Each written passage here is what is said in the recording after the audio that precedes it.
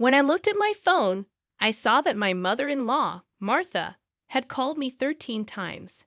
I groaned to myself, realizing she was probably calling about money again. Just as I was thinking about this, my phone buzzed again. "Hello," I answered. Martha started yelling right away, demanding to know where her $3,000 allowance was for the month. I tried to explain that the money hadn't been deposited yet, that she didn't care about my situation at all. She just wanted what she wanted. I was fed up. She never thinks about how her words and actions affect others. I had no choice but to tell her the truth. Her son had passed away, so I couldn't send her any money anymore. "My name is Jennifer Smith. I'm 32 years old, and I work at a big financial company. I'd also take care of our home. I got married to Mary about 2 years ago. I met my husband, Mark, through our shared interests, and we fell in love quickly. After dating for a year, we got engaged and then married. We believed we were meant for each other, and things were going well for us. But here's where a problem came up. Martha, my mother-in-law. Mark's father had passed away a few years ago, and since Mark didn't have any siblings, Martha was his only family. The trouble started when I first visited her home to meet her before our wedding. "Nice to meet you, Martha," I said, but she didn't seem pleased. "So, you're Mark's fiancée," she said with a hint of disapproval. "Ah, yes, my name is Jennifer Miller," I replied. "You're quite plain, aren't you?" "I wonder what Mark sees in you," she said, and I couldn't tell if she was joking or serious. Her words shocked me, coming from the mother of the man I loved. Seeing my reaction, Mark frowned at his mom. "Mom, why are you being so harsh? How can you say such things about the person I chose?" he asked. "No, Mark, I'm just trying to find the right woman for you," Martha replied. "But I chose her." "You have no right to interfere," Mark insisted. The argument got tense, and I couldn't intervene since it was my first meeting with Martha. Despite the awkward atmosphere, we managed to express our intention to marry. But as we were leaving, Martha called out to Mark. "Can I have a word, Mark?" she asked, sounding a bit unhappy. "You'll still send me the allowance after you get married, right?" she asked. "What promise?" Mark replied. "You know, the allowance," Martha reminded him. "Oh, that. Yes, I'll take care of it." "Can we not discuss it here, please?" Mark replied, a bit uncomfortable. The tension between my husband and his mother lingered in the car on the way home. I finally asked Mark about what had been bothering me. "Hey, Mark, about the conversation you had with your mom as we were leaving." "Yeah, I should have told you about it, Jennifer. I heard something about an allowance. After my dad passed away, I've been sending money to my mom every month." "How much?" $2,000. $2,000? I couldn't help but raise my voice in surprise. He sighed deeply and began to speak slowly. "Actually, my mom has a debt. She lost a lot of money at a casino a long time ago, and she's still paying it off. And because her health isn't great these days, she spends a lot of time at home. But she still needs money to live on. But $2,000? Isn't that a bit too much? If I try to lower the amount, she keeps calling me over and over. And no matter what, a mother is still a mother. I worry about her living alone." I see, Mark is really devoted to his mother. But of course, that makes sense. Since his father passed away, Martha has been the only family he has left. Regardless of her character, she's still his beloved mother. At that time, I only thought of my husband as a kind person. 2 months after our wedding, during my lunch break one day, I received a phone call on my smartphone. The call was from Martha. When I answered with a hello, Martha began to speak in a cheerful tone. "Jennifer, long time no see. Can we chat for a bit?" "Yes. What can I do for you?" "Well, I was hoping you could start sending me money." "Excuse me?" I was so taken aback I couldn't find the words to respond. However, Martha seemed excited to continue the conversation. "You mentioned before that you're working for a financial company, right? That means you have a good salary, doesn't it?" "Well, not exactly." "What? You're lying to avoid giving me money?" "That's not what I mean." "Then what is it?" "But Martha, you're still receiving financial support from Mark, aren't you?" I asked. Martha responded defiantly, "So what?" I sternly stated what I felt. "Martha, receiving $2,000 monthly support is a big deal, and yet you're asking for more." Really? You think so? If you were to send me an additional $1,000, I could avoid burdening Mark, Martha replied. What do you mean by that? Well, I have Mark as a guarantor for my debts. If I fail to make payments, the debt collectors will go after him. Do you understand? But aren't you using part of Mark's $2,000 to pay back the debt? I'm short. I haven't told Mark. But I have a significant amount of debt. Martha confessed. Even her husband was unaware of it. Having children in the future would increase our expenses. In addition to that, taking over Martha's debt was not an easy task. But if Martha's payments fall behind and the debt falls onto Mark, the interest will likely have accumulated significantly by that time.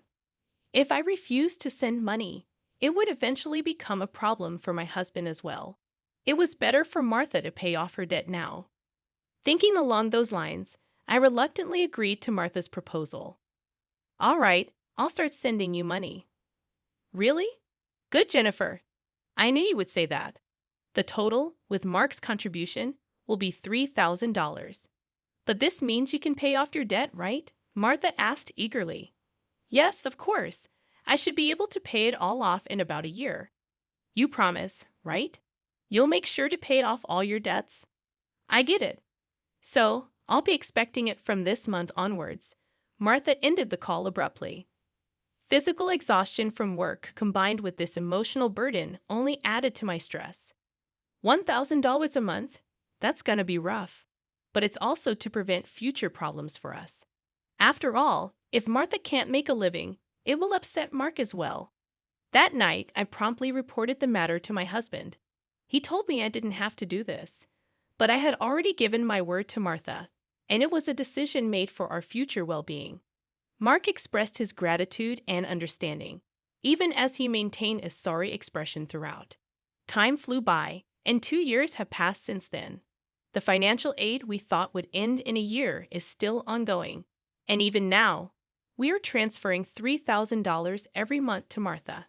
What's more, about 2 months ago, Mark fell ill and has been unable to go to work. He's on sick leave, so he's receiving disability benefits, but it's a mere pittance compared to his previous salary.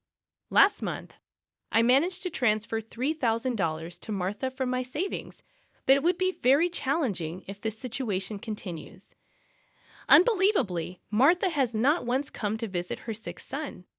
We have told her about his hospitalization, but she doesn't show up to see him and only contacts me to ask, "You're still sending the money, right?"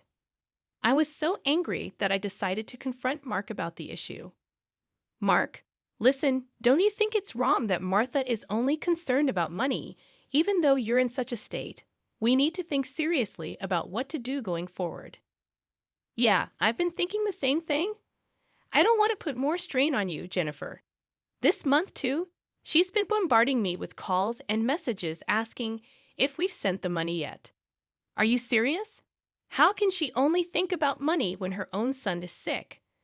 Mark showed his anger at his mother, his face slightly worn.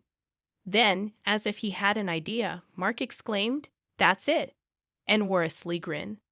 What is it, Mark? Well, this is our last resort. I've come up with something good, for my mom. What? Mark suggested a plan I could never have imagined. Although it could be called inappropriate, that seemed to be the only way to make Martha understand. A few weeks later, Mark was discharged from the hospital. Martha didn't reply to any of our messages, so we didn't tell her about Mark's discharge. In the last 2 weeks, Martha has been relentlessly demanding the money. There's no point in sending money to a mother who doesn't even worry about her son. While Mark and I were enjoying a cup of tea, a message came in on my phone. Upon checking, I found 13 missed calls from Martha again. As I thought, so my phone vibrated again. It was another call from Martha. Hello. I turned on the speaker microphone so that Mark could hear, and Martha started shouting right away. Listen, where's the $3,000 for this month? Excuse me, that's right. The money for this month hasn't been transferred yet. Martha, do you realize Mark is now? I don't care if he's in the hospital or whatever. It's none of my business. You're working at a good place, right? You must have plenty of savings. Hurry up and transfer it here. Martha was shouting angrily, eventually. She said something unbelievable. Listen, since you married Mark, if he can't pay, you have to pay me. Understand? If you refuse, I'll make you the guarantor. Got it? At that moment, something inside me snapped. She was displaying her desires openly without considering our situation at all. I had reached my breaking point with her.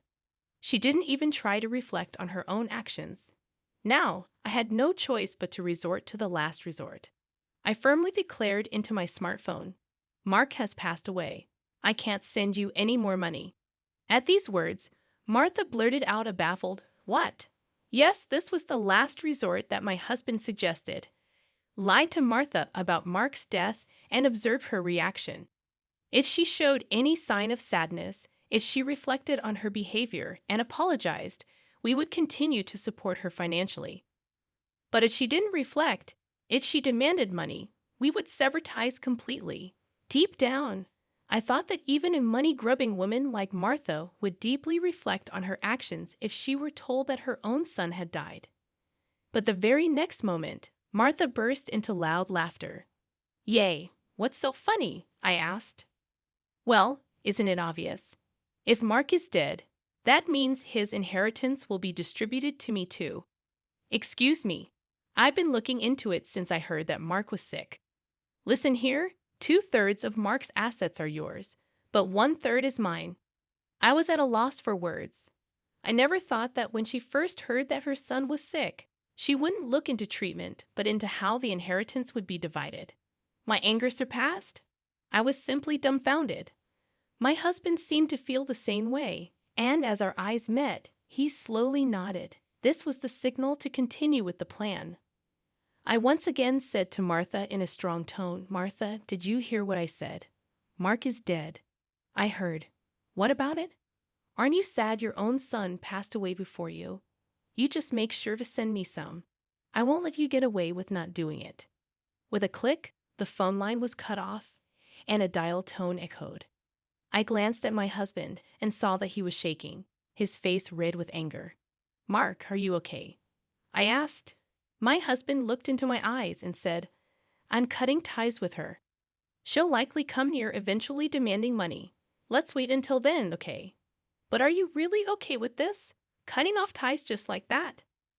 "Yeah, I have no regrets. After that call, she's no mother." My husband's eyes were filled with hatred, and I felt the same way. A person who only thinks about money over her own son's life is not family to me. A few days later, as we expected, Martha came to our house. For the time being, I decided to hide my husband in the next room and deal with Martha myself. Then Martha approached me with a face like a demon. "Hey, give me Mark's inheritance right now." Again with that?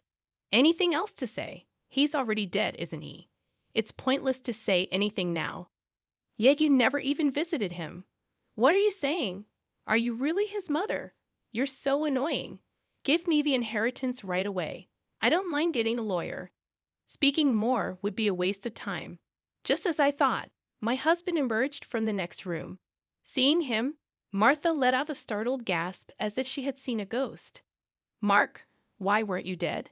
"Long time no see, Mom," he said. "Sorry, but the news about my death was a lie." "A lie?